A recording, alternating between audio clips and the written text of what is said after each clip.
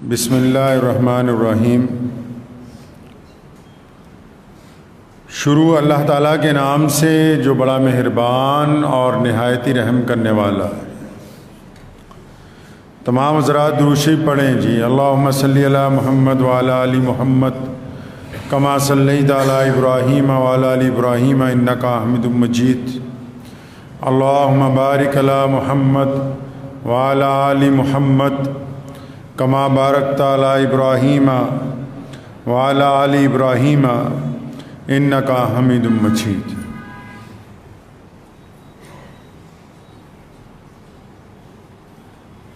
روئیں تو وہ جو قائل ہوں اموات شہیداں کے،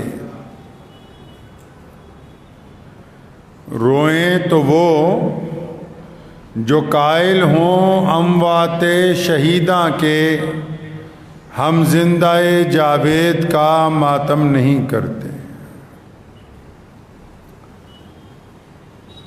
محرم کا یہ مہینہ اور اس کے یہ ابتدا کے دن جو ہیں،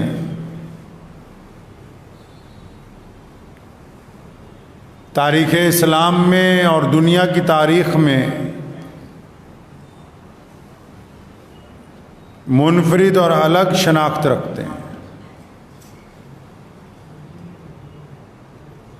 عرف عام میں آپ لوگوں نے سنا ہوگا اکثر کہ یوم عاشوراء کا جو دن ہے، ہمارے یہاں اکثر لوگ تیاری کرتے ہیں کہ آج محرم منانے کے لیے جا رہے ہیں۔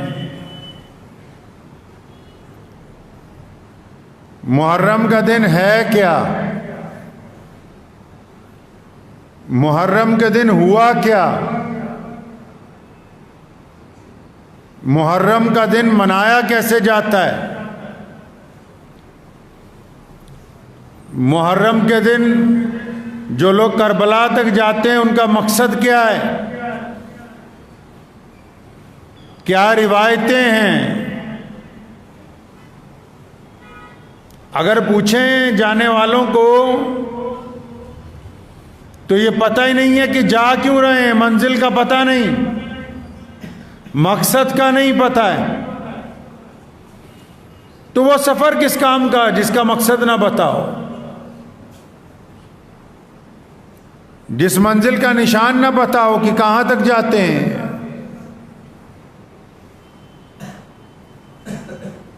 بہت سارے لوگ یہ سمجھتے ہیں کہ محرم والے دن بس جلوس نکال لیا تو کامیاب ہو گئے ہم۔ یوم عاشوراء کا دن جس کو 10 محرم الحرام کا دن کہتے ہیں، جس دن امام الانبیاء حضرت محمد مصطفیٰ صلی اللہ علیہ وسلم کے محبوب ترین نواسے سیدنا امام حسین رضی اللہ تعالیٰ عنہ نے میدان کربلا میں شہادت دی ہے، یہ اس شہادت کے دن سے پہلے رسول اللہ نے بتایا کہ یہ دن بڑی عظمت والا ہے۔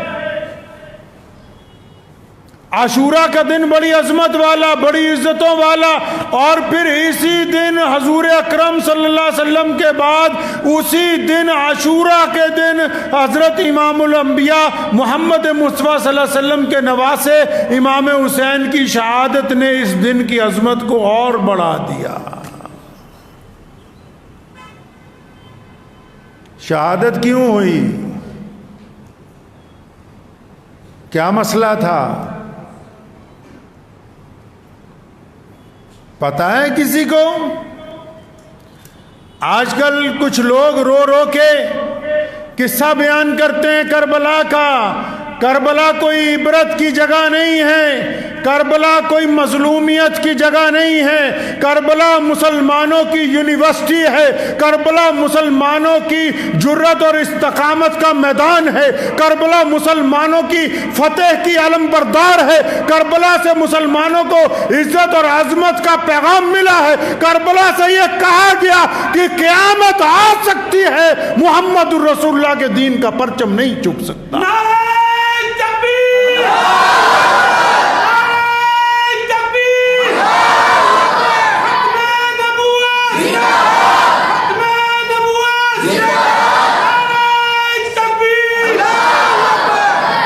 کچھ لوگوں نے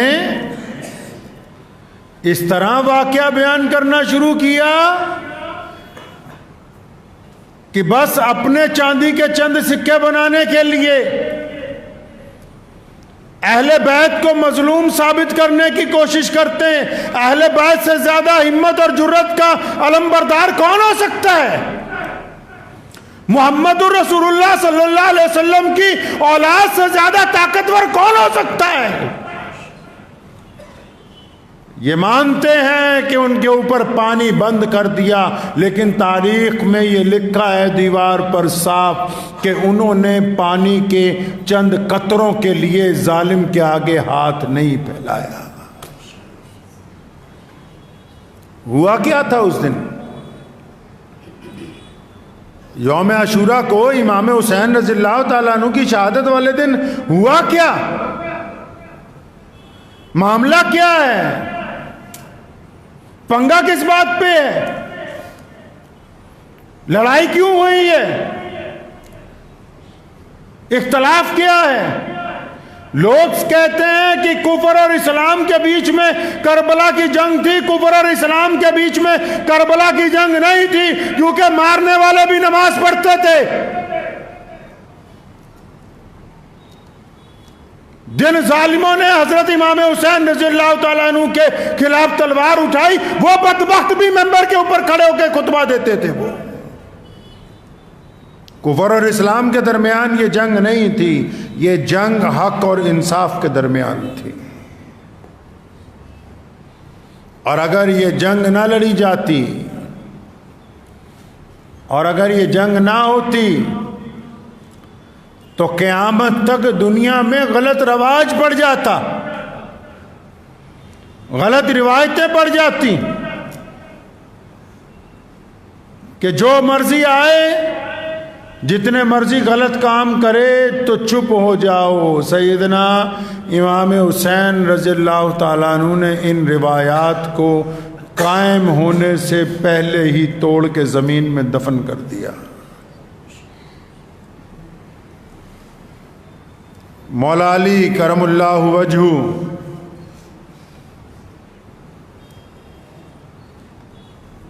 ان کی خلافت جب ختم ہوئی تو مسلمانوں نے حضرت امام حسن رضی اللہ تعالیٰ عنہ کو اپنا خلیفہ بنایا. اب کربلا کے واقعات تو اس کو پتا ہوں گے نا جو محمد الرسول اللہ سے عشق کرتا ہو، جس نے رسول اللہ صلی اللہ علیہ وسلم کی اولاد کو پڑھا ہو، محمد الرسول اللہ کی اہل بیت کی پیروی کی ہو، جنہوں نے شراب کے گھونٹ گلے سے نیچے اتار کے لاٹھی ڈنڈے لے کے صرف شور مچانا، ان کو کیا پتا ہوگا کہ میدان کربلا میں امام حسین پہنچے تو کیوں پہنچے؟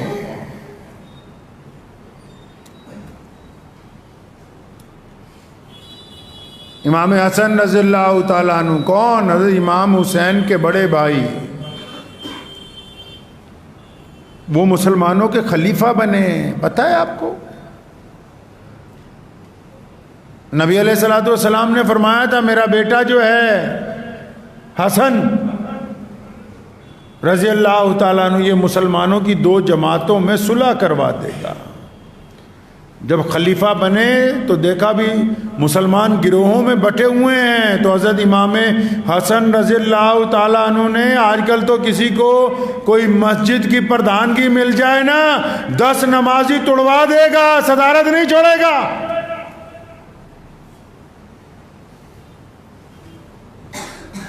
محلے میں 4 ٹکڑے کروا دے گا، پردھانگی نہیں جائے گی.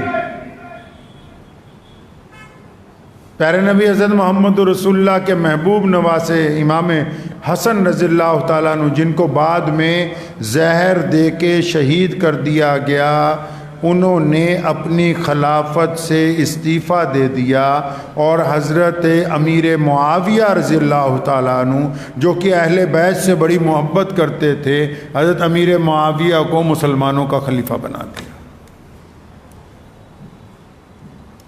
اختلاف ختم ہو گیا مسلمانوں میں.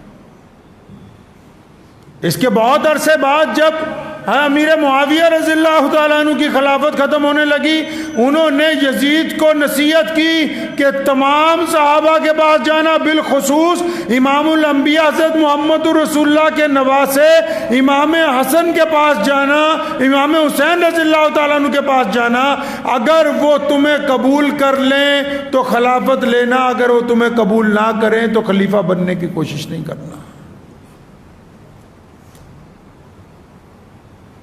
اچھا جی، یزید سے جھگڑا کیا ہے امام حسن حسین رضی اللہ تعالیٰ عنہ کا؟ جتنے کربلا مناتے ہیں آج کل، یا جو بڑے ٹھیکیدار بن گئے اب کہ ہم اہل بیت کے ٹھیکیدار ہیں، ان سے پوچھیں ذرا حضرت امام حسین رضی اللہ تعالیٰ عنہ کا یزید سے کیا جھگڑا ہے بھائی؟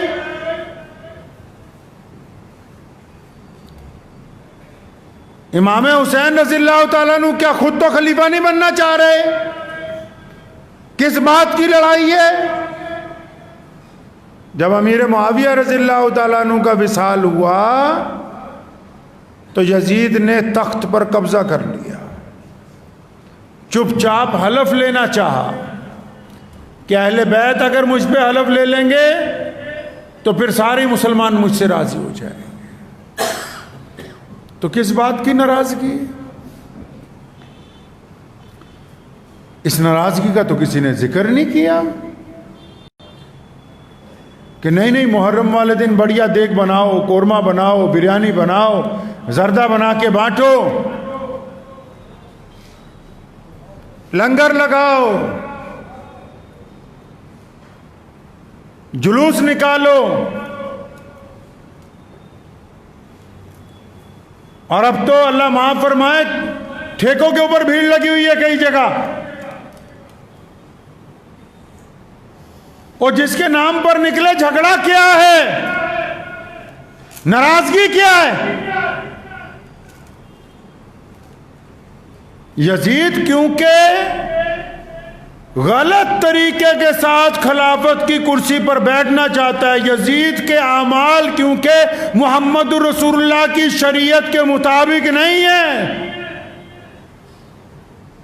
اگر یزید کو خلیفہ تسلیم کر لیا جائے تو مسلمانوں میں رواج پڑ جائے گا کہ جو بھی غلط آدمی ہو اگر وہ تخت پر بیٹھنا چاہے تو چپ چاپ اس کو مان لو۔ سارے بڑے بڑے چودھری ڈر گئے۔ امام حسین رضی اللہ تعالیٰ عنہ نے فرمایا کہ میں اپنے نانا کے دین کے اندر کسی گنہگار کو دخل اندازی کرنے کی اجازت نہیں دے سکتا۔ تاریخ اٹھائیے، سفارش کی گئی، حضرت امام حسین کی منت کی ہے پہلے، جو چاہیں دیں گے۔ حق بات کہنی، حق بات سننی بڑی مشکل ہے۔ کہا گیا کہ آپ کو جو چاہیے ہم دینے کے لیے تیار ہیں، اگر کہیں کی گورنری چاہیے، کوئی عہدہ چاہیے، مال دولت زر جو چاہیے آپ کو دینے کے لیے تیار ہیں، بس آپ اس خلیفہ کو مان لو۔ آج بھی تو پوری دنیا میں جو یزید ہیں، جو اس کے طریقے پہ چلتے ہیں، وہ بھی تو بار بار اہل حق کو کہتے ہیں کہ جو چاہیے لے لو اور چپ ہو جاؤ۔ تو آج کل تو لوگ دکانیں لگائے بیٹھے ہیں، آج کل تو قوم کو بیچنے کے لیے منڈی تیار ہے کہ جس کی دکان بڑھیا ہوگی، جس کے ساتھ زیادہ مولوی ہوں گے، زیادہ لوگ ہوں گے، اس کا بھاؤ اچھا ملے گا۔ بھائی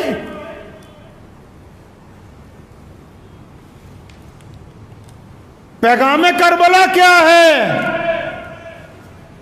کہ پوری طاقت دشمن نے جھونکی ہے اس بات کے لیے کہ امام حسین رضی اللہ تعالیٰ عنہ کو قائل کر لیا جائے کہ اس غلط حکمران کو مان لو۔ تو امام رضی اللہ تعالیٰ عنہ نے صاف انکار کر دیا کہ میں کسی قیمت پہ اس کو تسلیم نہیں کروں گا۔ متعدد صحابہ نے کہا کہ اب آپ کیا کریں گے؟ فرمایا میں مدینہ چھوڑ جاؤں گا، کیونکہ میں نہیں چاہتا کہ میرے نانا کے شہر کے اندر لڑائی ہو۔ مدینہ منورہ سے اپنے بچوں کو لے کے، اپنے بھائیوں کو لے کے مکے چلے گئے. امام حسین رضی اللہ تعالیٰ عنہ مکہ مکرمہ میں رہے. پوری دنیا سے مسلمان آتے تھے، ملتے تھے. اتنی چٹھیاں آئیں پورے عرب میں سے کہ آپ آئیے اور یزید کو خلافت سے اتار کے خود بیٹھ جائیے.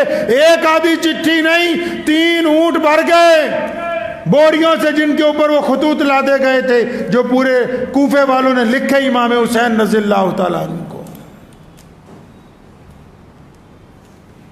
مکہ مکرمہ سے مشورہ کیا سب سے، تو اپنے بھائی کو حضرت مسلم بن عقیل کو بھیجا ہے وہاں کوفہ کہ جاؤ جا کے حالات دیکھو. وہ حسین رضی اللہ تعالیٰ عنہ سے پہلے چلے گئے وہاں. تو وہاں جب پہنچے تو لوگوں نے ان کے ہاتھ پر بیعت کی. مسلم بن عقیل کے ہاتھ پر بیعت کی کہ ہم امام حسین کے ساتھ ہیں. انہوں نے چٹھی لکھ دی حضرت امام حسین کو کہ آ جاؤ. ادھر بیعت ہونی شروع ہوئی، ہزاروں لوگ بیعت کرنے لگے. ادھر یزید کو پتہ لگ گیا، اس نے ابن زیاد جیسے بدترین ملعون کو بھیجا.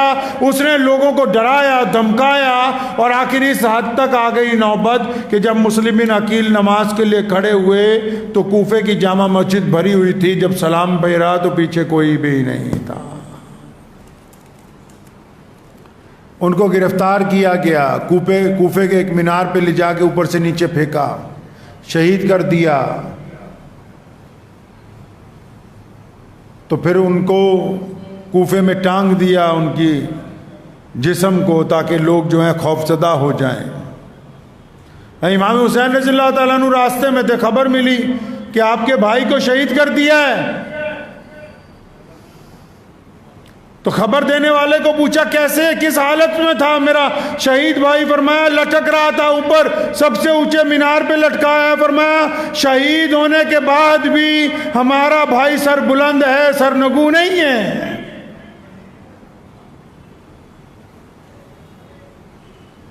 چل پڑے ہیں اسی طرف. کتنے لوگ ہیں بھائی؟ صرف 72 افراد کا قافلہ ہے. کس بات کے لیے چلے؟ تاکہ قیامت تک آنے والے لوگوں کو یہ بتانا ہے، قیامت تک پیدا ہونے والے انسانوں کو بتانا ہے کہ اگر کبھی حکمران ظلم اور زیادتی کرنے لگے اور ساری مخلوق ان کے آگے سجدہ کر دے، پھر بھی جو اہل حق ہوں گے وہ اپنا سر کٹائیں گے، اپنا سر جھکائیں گے نہیں. وہ کربلا کے میدان میں پہنچے. کچھ بدبخت آج کل یہ کہتے ہیں کہ صحابہ کرام رضی اللہ تعالیٰ اجمعین کہاں تھے؟ اہل بیت کے تو صرف 22 لوگ تھے، 22 افراد رسول اللہ صلی اللہ علیہ وسلم کے گھرانے کے تھے. تو یہ 72 میں 22 کے علاوہ جتنے ہیں سب کے سب صحابہ کرام رضی اللہ تعالیٰ اجمعین کی اولادیں ہیں. حضرت عباس بن علی رضی اللہ تعالیٰ عنہ جن کی شہادت کو بیان کیا جاتا ہے تو عباس کے بھائی ابو بکر بن علی ان کا ذکر نہیں، کیونکہ مولا علی نے اپنے یار ابو بکر کے نام پر ان کا نام رکھا ہے. سیدنا عباس کی شہادت کے ساتھ حضرت عمر بن مولا علی ان کا ذکر نہیں ہوتا، کیونکہ مولا علی نے اپنے دوسرے بیٹے کا نام اپنے یار عمر بن خطاب کے نام کے اوپر رکھا ہے. امام حسین رضی اللہ تعالیٰ عنہ کے چوتھے بھائی حضرت عثمان بن علی، 4 بھائی ساتھ میں گئے میدان بدر میں. عباس بن علی رضی اللہ تعالیٰ عنہ، ابو بکر بن علی رضی اللہ تعالیٰ عنہ، عمر بن علی رضی اللہ تعالیٰ عنہ، عثمان بن علی رضی اللہ تعالیٰ عنہ. لیکن کیونکہ باقی 3 کا نام رسول اللہ کے ان یاروں سے ہے جن کا نام لیتے کئیوں کو تکلیف ہوتی ہے، اس لیے مولا علی کے ان بچوں کا ذکر کرنا مناسب نہیں سمجھا منافق نے. جبکہ امام حسین کے ساتھ ان کے 4 بھائی کندھے سے کندھا ملا کے کھڑے رہے اور اپنے بھائی سے پہلے انہوں نے شہادت کا جام جو ہے نوش کیا ہے. حر بن یزید ایک شخص تھا، اس نے امام حسین رضی اللہ تعالیٰ عنہ سے کہا کہ حضرت آپ نہ ادھر جائیے، آپ مت اس لڑائی کو لڑیے، آپ واپس لوٹ جائیے. بڑی منت کی. دشمن کی فوج کا جرنیل تھا، نماز بھی ان کے پیچھے پڑھی 3 نمازیں۔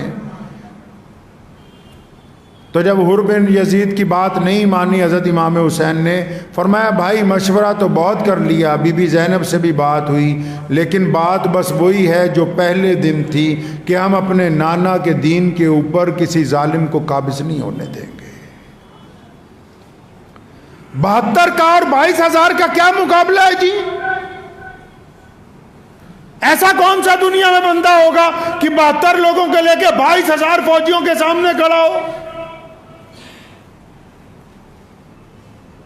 یہ بتانا چاہتے ہیں کہ وہ مظلوم تھے، مظلوم نہیں، کائنات میں بہادری جس گھرانے سے انسانوں کو عطا کی گئی وہ گھرانہ امام حسین شہید رضی اللہ تعالی عنہ کا ہے۔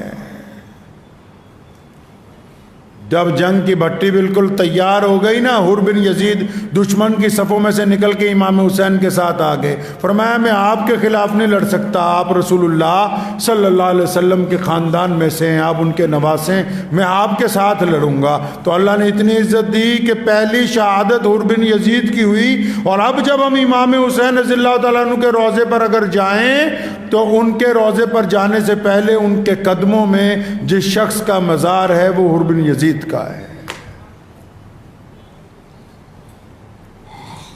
ایک شخص جس دن جنگ کی بھٹی شروع ہوئی، پانی بند کر دیا یزید نے اہل بیت کے اوپر، تو جب جنگ شروع ہوئی تو ایک نوجوان بڑے تکڑے جسم کا وہ آگے آیا،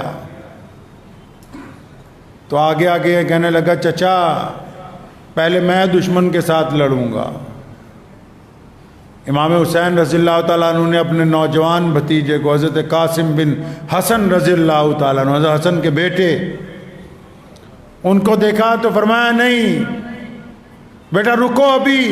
کہنے لگے اچھا چچا، ابا نے انتقال کے وقت میرے بازو کے اوپر ایک تعویذ باندھا تھا اور مجھے کہا تھا کہ بیٹا قاسم جب کوئی ایسا وقت آ جائے کہ بہت بڑی پریشانی تمہارے پر کھڑی ہو جائے تو اس تعویذ کو کھول کے اس دن پڑھنا ہے۔ جب اس تعویذ کو کھولا تو وہ تعویذ نہیں تھا، اس کے اندر وصیت لکھی ہوئی تھی، لکھا تھا میرے بیٹے قاسم مجھے اپنے بھائی حسن سے بڑا پیار ہے، اگر کبھی تیرے چچا پہ وقت آ جائے تو چچا سے آگے رہنا، پیچھے نہیں رہنا۔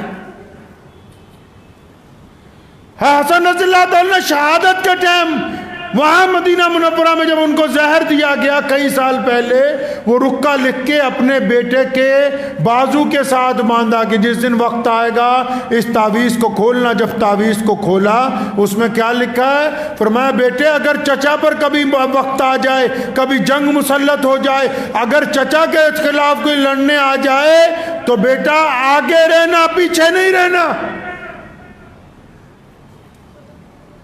کس سے سناتے ہو یار بار بار کہ پانی کے لیے ترس گئے تھے؟ یہ بتاؤ دنیا کو کہ امام حسن شہید رضی اللہ تعالیٰ عنہ کا نوجوان بیٹا قاسم جب گھوڑے پہ سوار ہو کے نکلا ہے، ایک بار حملہ کرتا تھا تو 10-20 دشمنوں کو زمین دوز کر کے پھر واپس آتا تھا، اور بعد میں آ کے اپنے چچا سے کہتا تھا چچا یہ دشمن بڑے بزدل ہیں، ان میں ہمت نہیں کہ ہم سے ٹکرا سکیں، ہاں اگر چند قطرے مجھے اور مل جائیں پانی کے، پیاس جب شدت پکڑتی ہے تو مجھے واپس آنا پڑتا ہے، اگر چند قطرے اور مل جائیں ان سب کے لیے میں اکیلا کافی ہوں۔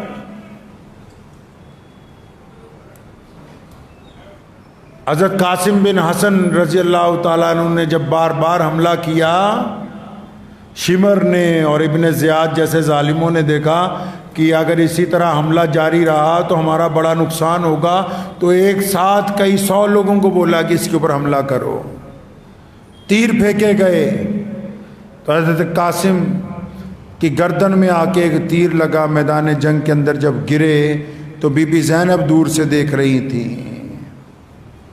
حضرت امام حسین رضی اللہ تعالیٰ عنہ کو فرمایا جاؤ جا کے اپنے بھتیجے کو اٹھا لاؤ۔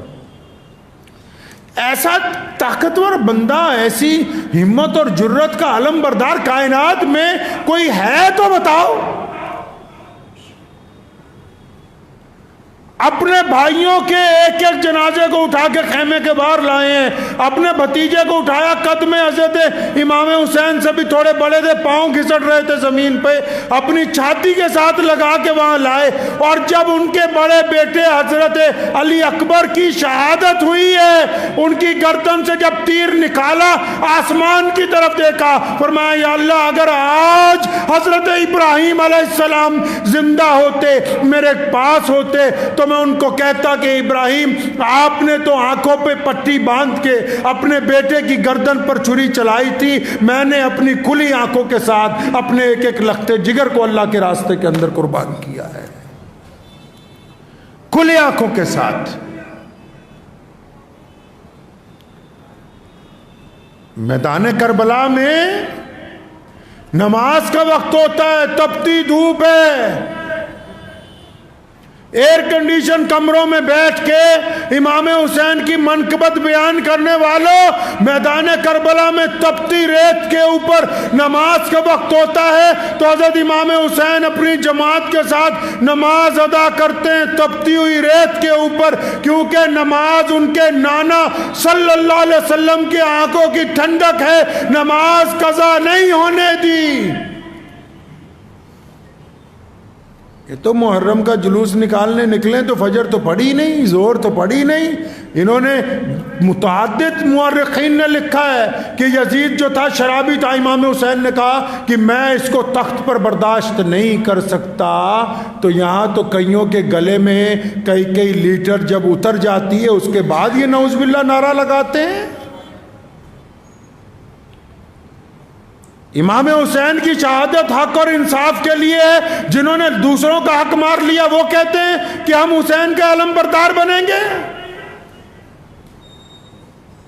اپنے ایک چھوٹے سے بچے کو گود میں اٹھایا حضرت امام حسین رضی اللہ تعالیٰ عنہ نے، پیار کرنے کے لیے، جنگ کا آخری لمحہ چل رہا ہے، تو شمر کے بدذات کے حکم پر ایک تیر مارا گیا۔ وہ چھوٹا سا 6 ماہ کا بچہ بھی جب گود میں شہید ہو گیا تو اس کا خون جو بہا، تو امام حسین رضی اللہ تعالیٰ عنہ نے دونوں اپنے ہاتھوں میں اس کے خون کو رکھا، آسمان کی طرف اٹھا کے اللہ تبارک و تعالیٰ کی آسمان کی طرف دیکھا، عرش کی طرف، اور فرمایا مالک یہ بتا تو اب ہم سے راضی ہے کہ نہیں ہے؟ باپ شہید، باپ شہید، بڑا بھائی شہید، سارے دوسرے بھائی شہید، بیٹے شہید، بھتیجے شہید، اتنی بڑی قربانیاں دینے کے بعد، اور جن کے نانا نے ساری زندگی تکالیف کے اندر گزاری ہوں اور امت کو اتنا بڑا طاقتور دین دے کے گئے ہوں، ان کے نواسے امام حسین رضی اللہ تعالیٰ عنہ اتنی بڑی قربانی دینے کے بعد یہ کہتے ہیں، اپنے رب کے آگے سوال کرتے ہیں کہ اللہ آپ ہم سے راضی ہیں؟ اب یہاں تو کسی کو چھوٹی سی تکلیف ہو جائے نا، اتنی سی، تو ساتھ ہی کہتا ہے اسی پتہ نہیں کی غلط کر دیتا، اللہ تعالیٰ نے ساڑھے نال یہ کر دیتا، نعوذ باللہ۔ جبکہ یہ نہیں پتا بھی صبح سے شام تک تو کر ہی غلط رہا ہے، بھائیوں کا حق مارنا، غریبوں کا حق مارنا، پڑوسیوں کا حق مارنا، ماں باپ کا حق مارنا، زیادتی کرنا، ظلم کرنا،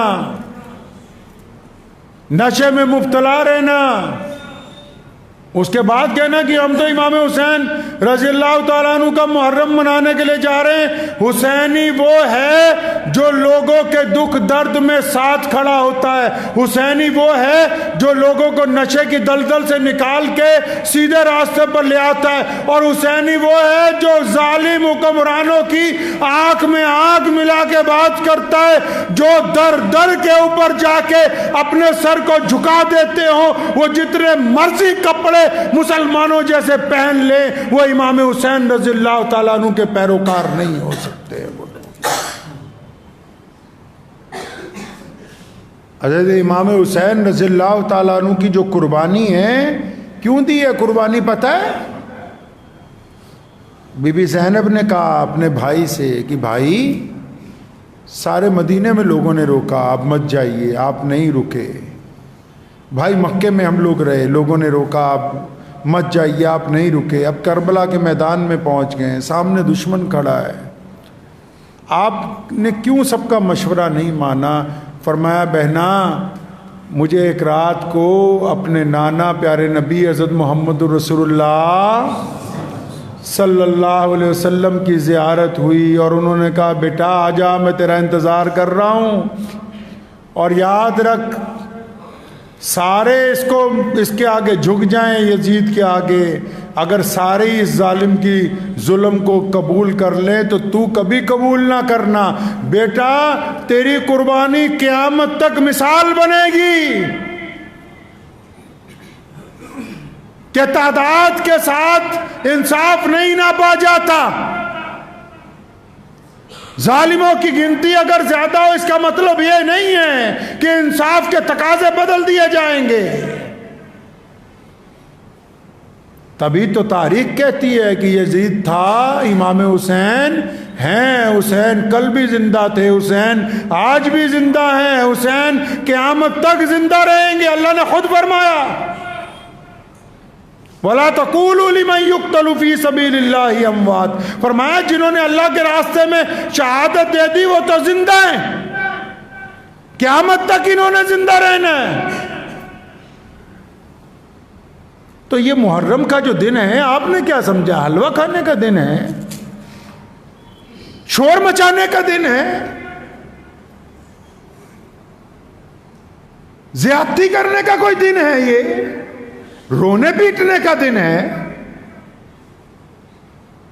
یوم عاشورہ کا دن میں نے آپ کو پہلے کہا کہ پہلے ہی بڑی عزتوں والا تھا کہ اس دن دنیا بنائی گئی، اللہ تعالیٰ نے اس دن کے اوپر سب کچھ قائم فرمایا، لیکن عزت اس کی اور اس لیے بڑھ گئی کہ اسی دن سیدنا امام حسین رضی اللہ تعالیٰ عنہ کی شہادت ہوئی ہے۔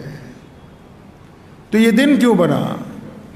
یہ دن اس لیے بنا کہ بزدلوں کو یہ بتا دیں کہ دنیا میں تذکرہ صرف بہادروں کا ہوتا ہے۔ یہ دن اس لیے بنا کہ ظالموں کو بتا دے کہ ظلم کی طاقت کے آگے حق ماننے والے لوگ قیامت تک کھڑے رہیں گے، ظلم کو تسلیم نہیں کریں گے۔ یہ دن اس لیے بنا ہے کہ جھوٹ کی جتنی مرضی طاقت بن جائے لیکن آواز صرف کائنات میں سچائی کی سنائی دے گی۔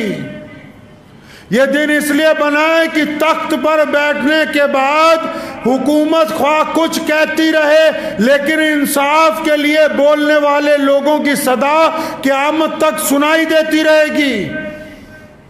یہ دن اس لیے بنا تاکہ لوگوں کو یہ بتایا جا سکے کہ جب بھائی کھڑے ہو کے قربانی دیتے ہیں تو کندھے سے کندھا ملا کے اپنی جان نچھاور کرتے ہیں۔ یہ دن اس لیے بنا کہ رزق کی تنگی، پانی کی بندش، دھوپ کی تپش، فوجوں کا اجتماع اہل حق کے حوصلوں کو نہیں توڑ سکتا۔ یہ دن اس لیے قیامت تک کے لوگوں کے لیے مثال بنا۔ گاندھی جی نے بھی لکھا اپنی کتاب میں کہ میں بہت دیر سوچتا رہا کہ انگریز کی طاقت تو بہت بڑی ہے، اس طاقت کے خلاف لڑا جائے یا نہ لڑا جائے۔ کہتا پھر جب امام حسین کے واقعات پڑھے، جب یہ دیکھا کہ ایک طرف 72 ہیں، ایک طرف 22,000 ہیں، جب دیکھا کہ ایک طرف پورا خلافت ہے، دوسری طرف صرف 72 افراد کھڑے ہوئے ہیں، تو پتہ یہ لگا کہ امام حسین نے تو درس دیا ہے قیامت تک لوگوں کو کہ اگر کوئی پاور سب سے زیادہ بھی ہو، تم اپنی سچائی کے اوپر قائم رہو گے، اللہ تعالیٰ تمہیں فتح عطا فرمائیں گے۔ تو اس لیے یاد رکھیں، جن لوگوں کو محرم منانا ہے نا بھائی، جن لوگوں کو شوق ہے محرم منانے کا، تو پہلے تو جدید ٹیکنالوجی کے تحت اگر ان کے موبائل میں نچنیاں ناچ رہی ہے، ان کے موبائل کی بروسر ہسٹری یہ کہتی ہے کہ وہ ناپاک ہے، تو ان کو ابھی یہ حق حاصل نہیں ہوا کہ وہ مولا علی رضی اللہ تعالیٰ عنہ کی اولاد کا نام لے کے سڑکوں کے اوپر ادھم مچاتے پھرے۔ نہیں، پہلے ان کو توبہ کرنی ہوگی۔ میں ایک بات کہا کرتا ہوں اکثر، میں کہا اجمیر شریف جانا کوئی بری بات نہیں ہے، لوگ کی بڑے فتوے لاتے رہتے ایک دوسرے نو، ہم فتووں والے مولوی نہیں. میں نے کہا کہ جائیے شوق سے، لیکن وہاں سے لوٹ کے آنے کے بعد بھی ٹھگی مارتے ہو، جھوٹ بولتے ہو، تو پہلے اللہ اور اس کے رسول کے مجرم تھے، اب خواجہ معین الدین چشتی کے بھی مجرم ہو. لگاؤ نا نعرہ زور سے، کون کہتا ہے نہ لگاؤ؟ علی جس کے مولا نہیں ہے پھر اس کا کوئی مولا نہیں. محمد رسول اللہ نے خود فرمایا جس کا میں مولا ہوں علی بھی اس کے مولا ہے. کون کہتا ہے کہ نہ نعرہ لگاؤ امام حسین رضی اللہ تعالیٰ عنہ کی شہادت کا؟ لیکن نعرہ لگانے سے پہلے اپنے دل کو پاک کرو، کیونکہ یہ ذکر اہل بیت ہے، یہ شرابیوں کے منہ پر نہیں آ سکتا. یہ سیدہ آمنہ کے بیٹوں کا تذکرہ ہے، یہ ناچ کے نہیں بیان کیا جا سکتا. میدان کربلا کی شجاعت کی داستان ہے. یہ چاندی کے چند سکوں کی خاطر فروخت نہیں کی جا سکتی. جو آج بھی ظلم کے سامنے سرنگوں ہیں وہ خواہ جتنا مرضی تماشا کر لے، قیامت والے دن سیدنا امام حسین رضی اللہ تعالیٰ عنہ کے نانا شفاعت انہی کی کریں گے جنہوں نے امام حسین کی روایت پہ عمل کیا ہوگا. جو حسین کی روایت پہ عمل نہیں کرتے وہ جنت کے حقدار نہیں ہو سکتے. تو بس ان دنوں کے اندر کوشش کیجئے کہ اپنے آپ کو اچھا بنانا ہے، اپنے کردار کو اچھا بنانا ہے. ظالم کا ساتھ نہیں دینا، چاہے ظلم کہیں ہو رہا ہو، گھر میں ہو رہا ہو، پنچایت میں ہو رہا ہو، پڑوسی کے ساتھ ہو رہا ہو، محلے میں ہو رہا ہو، شہر میں ہو رہا ہو، ظلم کا ساتھ نہیں دینا ہے. جو لوگ ظالم کے حق میں چپ ہو جاتے ہیں وہ حسینی نہیں ہیں. یہ جو دن چل رہے محرم کے، 2 محرم سے لے کے 10 محرم تک، آپ کو کیا پتا، ہمیں کیا اندازہ ہو سکتا ہے یہ دن میدان کربلا میں اہل بیت نے گزارے ہیں. ان دنوں میں انہوں نے بھوکے پیاسے رہ کے رسول اللہ کے دین کی حفاظت کی ہے. یہ وہ دن ہیں جن کی وجہ سے آج یہ دین ہم تک پہنچا ہے. وہ شہادت اگر اس دن نہ ہوتی، امام حسین اپنے اولاد کے ساتھ، بھائیوں کے ساتھ اگر نہ ڈٹتے، تو کون تھا جو قیامت تک ان مساجد کو ایسے قائم رکھ سکتا جو آج ہیں؟ ورنہ جو بادشاہ بیٹھتا وہ کہتا کہ دین تو میرے مطابق چلے گا. سیدنا امام حسین کی شہادت نے بتا دیا کہ آج بھی دین میرے نانا محمد رسول اللہ کے مطابق چلے گا، اور قیامت تک یہ دین محمد رسول اللہ کے مطابق ہی چلتا رہے گا. تو محرم اس طرح منائیے کہ اپنے دل کو برائیوں سے پاک کیجئے. محرم اس طرح منائیے کہ کسی گرتے ہوئے کو اٹھا کے اپنے کندھے کے ساتھ لگا لیجئے. محرم اس طرح منائیے کہ کسی روتے ہوئے کو ہنسا دیجئے. محرم ایسے نہ منائیے کہ آپ کے نکلنے سے دوسروں کو ڈر لگنے لگے. محرم ایسے نہ منائیے کہ جس میں نمازیں قضا ہو جائیں. ایسے نہ منائیے جس میں بربادی کر دی جائے. وہ ایسے منائیے کہ روتے ہوئے لوگ ہنس پڑیں، لوگ کہیں کہ واقعی کوئی تبدیلی آئی. کیوں آئی؟ کہ آج تو امام حسین رضی اللہ تعالیٰ عنہ کا دن ہے، ہم وہ کام کر رہے ہیں جو امام حسین نے کیے. تو یہ دن بڑے اللہ تبارک و تعالیٰ کے حضور استغفار کے دن ہیں، درود پاک پڑھنے کے دن ہیں، اہل بیت کے آگے، اہل بیت کے ساتھ وفاداری کا حلف دہرانے کے دن ہیں. اور اب وفاداری کا عہد جو ہے نا وہ دل سے دہرایا جاتا ہے، ورنہ جن بدبختوں نے، جن جہنمیوں نے امام حسین رضی اللہ تعالیٰ عنہ کو شہید کیا اور ان کی اولاد کو شہید کیا، حضرات صحابہ کرام کی اولادوں کو شہید کیا، وہ بھی بدبخت نماز کے اندر درود شریف پڑھتے تھے. جب تک دل مسلمان نہ ہو جائے تب تک بات نہیں بنتی. تو محرم منائیں اس کے پورے جاہ و جلال کے ساتھ. محرم منائیے جو اس کی روایتیں ہیں اس کے ساتھ. محرم منائیں، ظلم کے خلاف سچائی کا پرچم بلند کر کے محرم منائیے، کسی مظلوم کا ساتھ دے کے محرم منائیے، کسی دکھی دل کو خوش کر کے محرم منائیے، کسی ناراضگیوں کو دور کر کے محرم منائیے، ویران مسجدوں کو آباد کر کے۔ آپ جب اس طریقے سے محرم منائیں گے تو اللہ تبارک و تعالیٰ کی مدد جو ہے وہ آپ کے ساتھ آ جائے گی۔ دعا کیجئے اللہ تعالیٰ مجھے بھی اور آپ سب کو ان باتوں پہ عمل کی توفیق عطا فرمائے۔ وآخر دعوانا ان الحمد للہ رب العالمین۔